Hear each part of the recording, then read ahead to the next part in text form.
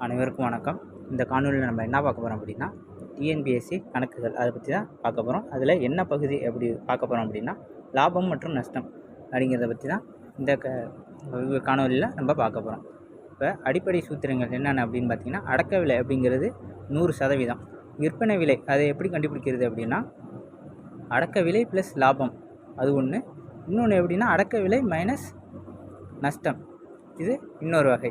விற்பனை விலையை கண்டுபிடிக்கிறதுக்கு ரெண்டு சூத்திரங்கள் இருக்குது. ஒன்று என்னென்னா அடக்க விலை ப்ளஸ் லாபம், இன்னொன்று அடக்க விலை மைனஸ் நஷ்டம். இதுதான் விற்பனை விலையை கண்டுபிடிக்கிறதுக்கான சூத்திரம். அடக்க விலை அதோட அடிப்படை சூத்திரம் என்னென்னு பார்த்தீங்கன்னா, அடக்க விலை அப்படிங்கிறது 100% விலை. இப்போ ஒரு பொருளின் விலை மற்றும் விற்ற விலை 4:5 என்ற விகிதத்தில் உள்ளன எனில் லாப சதவீதம் காண்க. அது ஒரு பொருளோட வாங்கிய விலை மற்றும் விற்ற விலை அப்படின்னு பார்த்தீங்கன்னா 4:5 என்ற விகிதத்தில் இருக்குது. அதாவது வாங்கிய விலை வந்து 4, விற்ற விலை வந்து 5. அதோட லாப சதவீதம் என்னென்னு கேட்குறாங்க. 4:5 அப்படின்னா இப்போ நீங்கள் எப்படி மாற்றிக்கணும் அப்படின்னா 1/4 அப்படின்னு மாற்றிக்கணும். இப்போ 1/4 × 100 = அப்படின்னு பார்த்தீங்கன்னா 25%. அதாவது 100ல் அதாவது 100ங்கிறது 100%. அதில் 4ல் ஒரு பங்கு என்னன்னு பார்த்தீங்கன்னா 25%. அப்போ 4:1 4:5 அதோட லாப சதவீதம் என்னன்னு பார்த்தீங்கன்னா 25%. அடுத்தது, ஒரு எல்இடி தொலைக்காட்சியின் விற்பனை விலை அடக்க விலையை போன்று 5/4 மடங்கு எனில் லாப சதவீதம் என்ன அப்படின்னு பார்த்தீங்கன்னா 4/5 அல்லது 5/4 அப்படின்னா அதோட லாப சதவீதம் என்னன்னு பார்த்தீங்கன்னா 25%. ரஞ்சித் துணி துவைக்கும் இயந்திரத்தை 16,150க்கு வாங்கினார். மேலும் அதன் போக்குவரத்து செலவு 1,350. அதை 19,250 ரூபாய்க்கு விற்கிறாரு. அப்போ இதனால் ஏற்படுற லாபம் அல்லது நஷ்டம் என்னங்கிறத சதவீதத்தில் கேட்டிருக்காங்க. இப்போ அந்த இயந்திரத்தை 16,150க்கு வாங்கியிருக்காரு. ஆனால் அதோட 100% விலை என்ன அப்படின்னு பார்த்தீங்கன்னா 17,500. அப்போ அவர் எவ்வளோதுக்கு விற்றுருக்காரு? 19,250க்கு விற்றுருக்காரு. இப்போ 19,250லேருந்து 17,750 மைனஸ் பண்ணோம் அப்படின்னா 1,750 கிடைக்கிது. இப்போ அதோட லாப சதவீதம் அல்லது நஷ்ட சதவீதம் தான் இங்கே. இதை பொறுத்தளவில் வந்து உங்களுக்கு 19,250க்கு விற்றுருக்காரு. அப்போ இதில் உங்களுக்கு வந்து லாப சதவீதம் அதுதான் நீங்கள் பார்க்கணும். லாப சதவீதம் எப்படி பார்க்குறதுனா 1,750 டிவைடட் பை 17,500 × 100 = 10%. அவர் 10% லாபம் வச்சு விற்றுருக்காரு.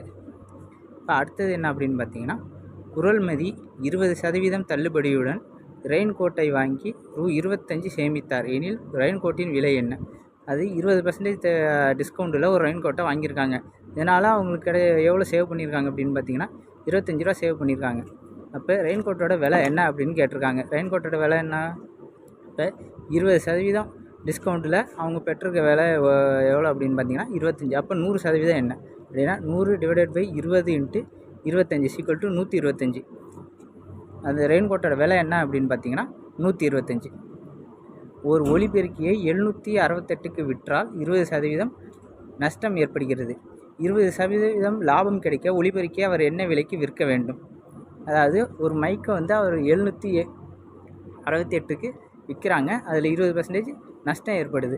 அப்போ 20% லாபம் கிடைக்க ஒலிபெருக்கி அவர் என்ன விலைக்கு விற்கணும் அப்படின்னு கேட்டிருக்காங்க. இப்போ 80%, அப்போ 100% கிடையாது, 20% நஷ்டம் ஏற்படுது. அப்போ 20% நஷ்டம் ஏற்படுது அப்படின்னா 100ல் 20 கழிச்சிட்டிங்கன்னா 80% எவ்வளோ இருக்குது அப்படின்னு பார்த்தீங்கன்னா 768. அப்போ 100% எவ்வளோ அப்படின்னு கேட்குறாங்க.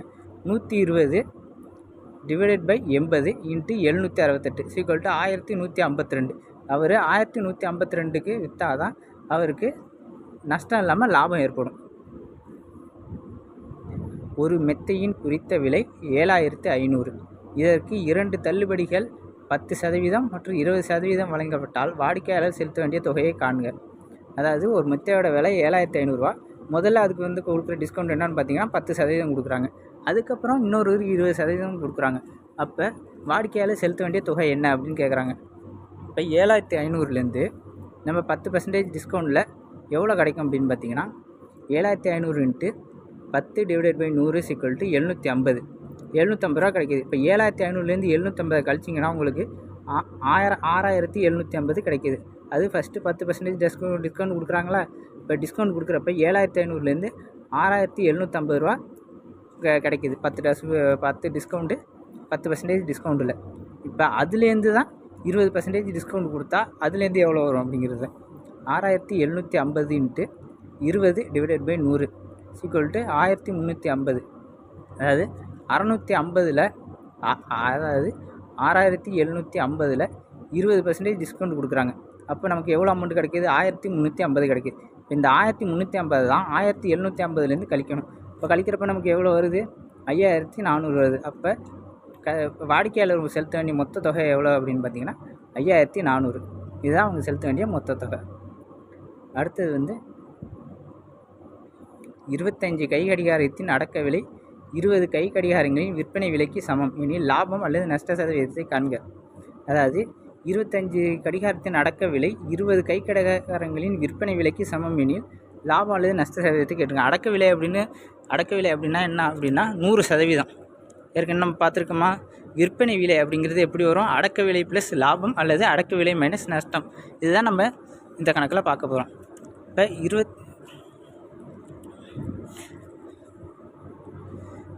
25 கை கடிகாரத்தை அடக்க விலையும் 20 கை கடிகாரங்களின் விற்பனை விலையும் சமம்னு கொடுத்துருக்காங்க.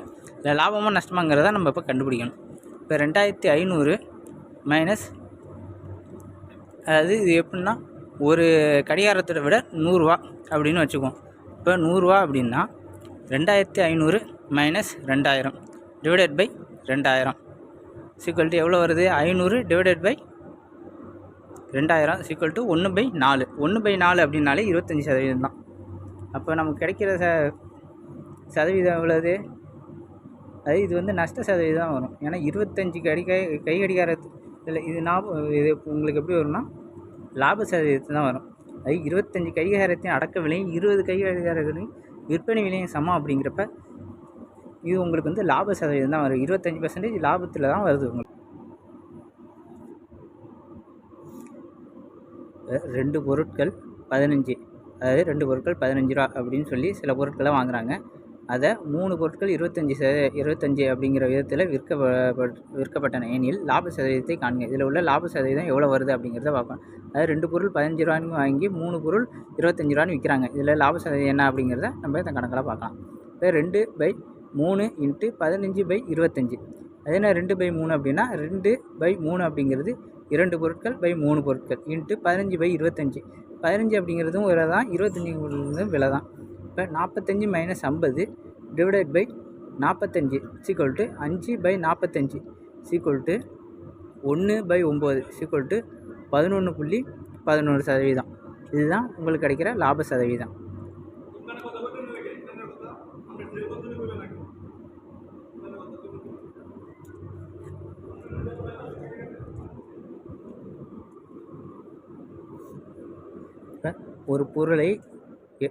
ஒரு பொருளை வந்து 810 ரூபாய்க்கு விற்றதால் கிடைத்த லாபமும் அதே பொருளை 530க்கு விற்றதால் ஏற்பட்ட நட்டமும் சமம் எனில் அந்த பொருளின் அடக்க விலை காண்க அப்படின்னு கேட்டிருக்காங்க.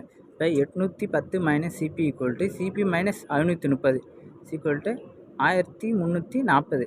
அதாவது 810 மைனஸ் சிபி = சிபி மைனஸ் 530. இப்போ சிபி இந்த பக்கம் போகிறப்ப 810 530 கூட்டுத்தொகையாக அதாவது கூட்டுறாங்க. ரெண்டையும் கூட்டினா உங்களுக்கு 1340 வருது. இப்போ இங்கே ஒரு சிபி இருக்குது, அங்கே ஒரு சிபி இருக்குது. இப்போ அங்கே போகிறப்ப எதுனா ஒரு 2 சிபியாக மாறும். இப்போ 2 சிபிலேருந்து சிபி = 2ஆல் டிவைட் பண்ணுறாங்க. 1340 2ஆல் டிவைட் பண்ணுறப்போ உங்களுக்கு வந்து 640 கிடைக்கிது. இதுதான் அந்த பொருளோட அடக்க விலை.